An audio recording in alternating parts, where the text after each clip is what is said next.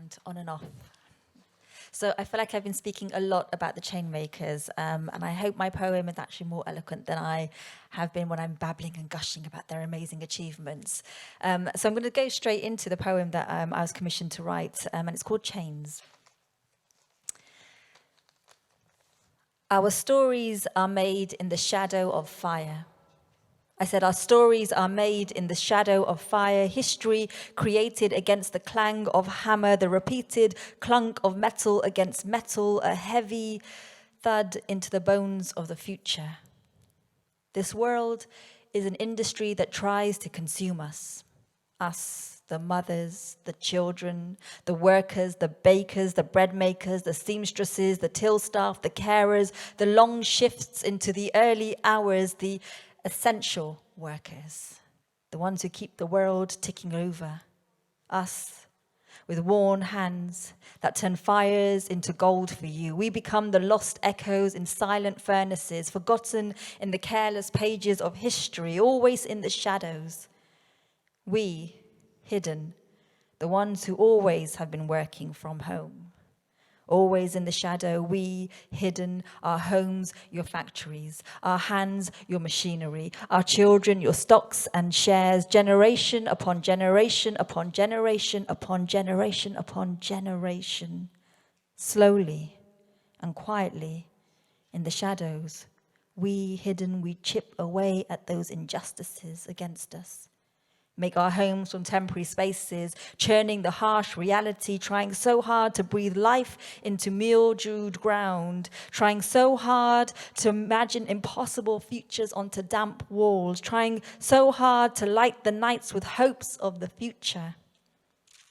We have to feed our bellies with dreams of warmth. We turn the lessons learnt into memory. I said we turn the lessons learnt into memory, imprint them onto ourselves, sift through the allies, add to our voices. It's a repeated call to freedom that you will hear from us, from towns to cities, up and down this country, trying to prove that our existence is more than just sacrifice. We are trying so hard to prove that we are more than just choosing between heating and eating or just surviving.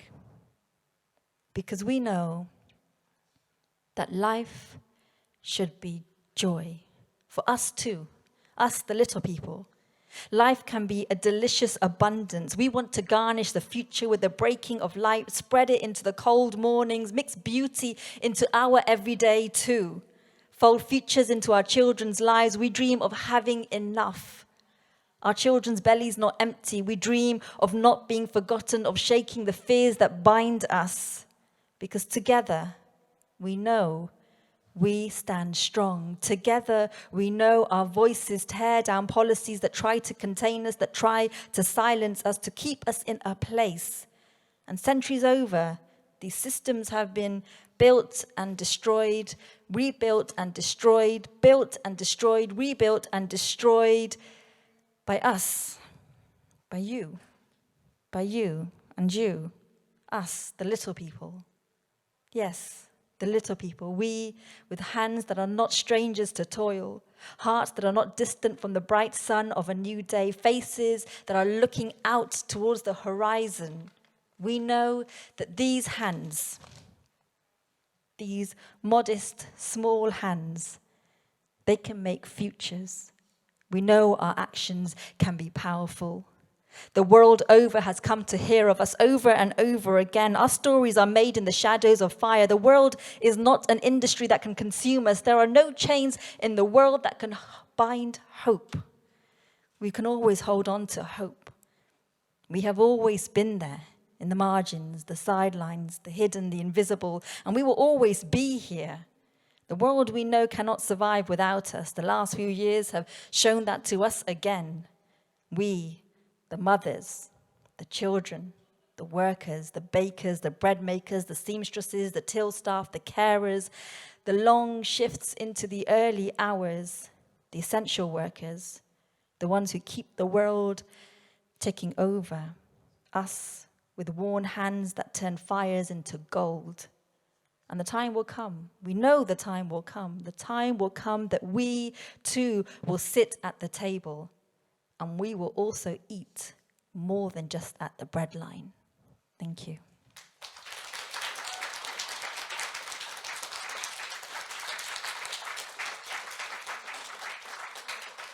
I really hope that poem sort of spoke to the energy of the Chain Makers and their amazing story. I'm a big fangirl of the Chain Makers. Do go and look them up when you walk away from this performance. The second piece is very much around the idea of hope, and I wrote it during lockdown. I'm sorry, it's a lockdown poem. I know there's too many, there's getting to a point where it's people like, oh, lockdown movie, oh, lockdown poem, oh, it's that. It's just about, I wrote it when I was trying to think and imagine a world for my children and what that would look like, and sort of tying it through different dreams, I suppose. So it's called A Handful of Home. Your feet are as heavy as eyelids. They crush mint as they go. That walk, it shames the air, tells everyone the tale of how you wish to be reborn with wings instead. Manifest yourself as love in this violent place. Stop the frost from gathering at your throat while you sing out another version of this world. One where buildings have disappeared, to be replaced by fields and mountains and lakes and the open air, and just the one beacon of a lighthouse which I will share with you, my children. I imagine this world for us beyond these four walls, a place where water cannot hold fish, sky cannot hold the moon here, horizon cannot hold the fingertips of grass here, hands will swing heavy between us, knuckles, white fingers entwined hand in hand. We will walk like that, hand in the shadows under a burning night, in silence, side by side, with your prayers caught in my throat. In fact, we've been here before, and I've noticed that you've noticed my hands are resembling my mother's. I'm a living memory on repeat, and it's on my part a gradual, reluctant recognition, where folds of skin are settling gentle as snow, vibrant veins, loud crease between thumb and forefinger. I also remember being a child and watching my mother's hands age. Not her face, not her eyes, not her hair. She remained exactly the same in my memory. And sometimes when I see an old photo, I am taken aback at how my eyes did not see the passing of time. And now I walk with my children. My daughter always holding on to these old hands of mine, her hands always reaching out to close the space between us. And the way she holds my hand tells me so much about her. The way the energy in her small fists runs through my fingers and explodes in my chest. It makes me realize that this world is the size of a giant, but it cannot hold the whole of our hearts. And when we walk its body once again, we will walk knowing that we have survived it all, as separate as stars, but held together by a love that spans the expanse of this universe's singular breath. In this world, I hold my hand out behind me, and I am met with such a sense of belonging when her little hand holds my fingers, and I know there is someone there for me. What power this little hand holds. My daughter, she makes me feel I have come home to a place where there are yellow flowers. Everything suspends with hope, possibility, the absurdity of potential. And I hold this truth close to my chest. I make sure it stays feather tight. I tend to it daily. I wait, and I listen, and I wait, and I listen, and I wait, and I listen for it to sing back with a heartbeat. Thank you.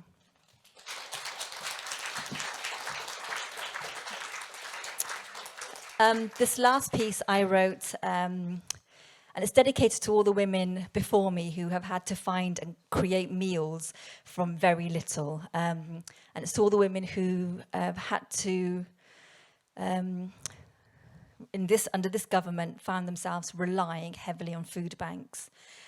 And how despite all of this, we've created comfort and nourishment and sustenance.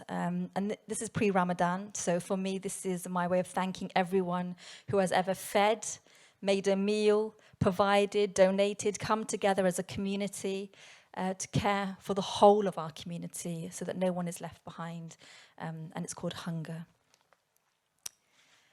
On weekends, my teenage cousins would sit huddled in cold kitchens and discuss their love lives, while dunking syrupy gulab jamun into pink tea, teaspoons clinking their excitement, whispering stories of sloppy kisses and muddled fumbles and tumbles. Their first paycheck was spent on sweet foods.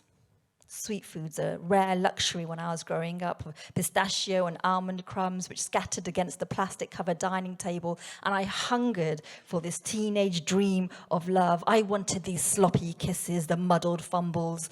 I did take that to be the height of romance when I was listening in through the doorway and dreaming of being let into this glamorous circle of older cousins. And now, today, I smell instead the smell of amla tel, which hangs in the bathroom, milk, haldi, marcum. I am stood in front of the mirror. I tie my daughter's hair. She is the living embodiment of a fleeting love, one that left too soon, like all delicious things. It left behind a hunger, and I am left pulling strands of my daughter's hair into my fist, and I spread the thickness of oil into the sky. Here, I say to my daughter, let us farm harvest seasons for love. You think by now I will be well versed in loss. My aunt has already shared the secret of survival. She was a tiny woman, all curves and eyes, like hair like a raven, a bright freckled face and purple cardies with 80 shoulder pads. She dealt with her pain by reorganizing herself. She's a frenzy of pulling ingredients out of an empty cupboard. She'd make pancakes and puff pastries and jams and tarts. Life is about knowing what to do with leftovers, she told me. It's about preserving for the days of hunger. Her kitchen windows would steam with boiling and frying and sizzling and baking. And in the cold months, when it was time to pull out these preserves, these jams, these things that we harvested over summer, I would remember my mother's familiar hands tearing coriander into my life. The flavors that colored our world, bay leaves, saffron, fenugreek, open book. I'm the recipe shared by my mother. We carry them with us everywhere we go. I'm the memories of cinnamon and cardamom. I think my sense of history, the past, I hold on to it. How the untold history of my people would manifest in my mother's cooking pot, her obsession with pickles, mangoes, limes, sunbeams would spill out into our evening meals. And I think of my grandmother. In her hand, her sickle, corn stalks in her other hand. And I have learnt that this is women's work too. My grandmother is the land. I see her sat squat, her weight on her heels, holding the earth between her toes. And behind her, the sun dries chilies heaped like graves, a mountainous piling under that heat. My grandmother, she has taught us the skill of making do, how with only little we can decorate a dining table. A simple dish can give comfort to a whole family. I imagine her watching us, somewhere up there, wise and sage and probably swearing. She had a bad foul mouth, but she was still wise and sage. And she's up there somewhere watching us. Recipes are simmering in her pot, spices that explode into the night air, smoke from the fire tumbling into the evening sky, ready to infuse the clouds. These are the ones who feed the nation before they feed themselves. These are the ones who feed the nation before they feed themselves. And we have been taught by ghosts that love is best communicated with a dish of leftovers. Thank you.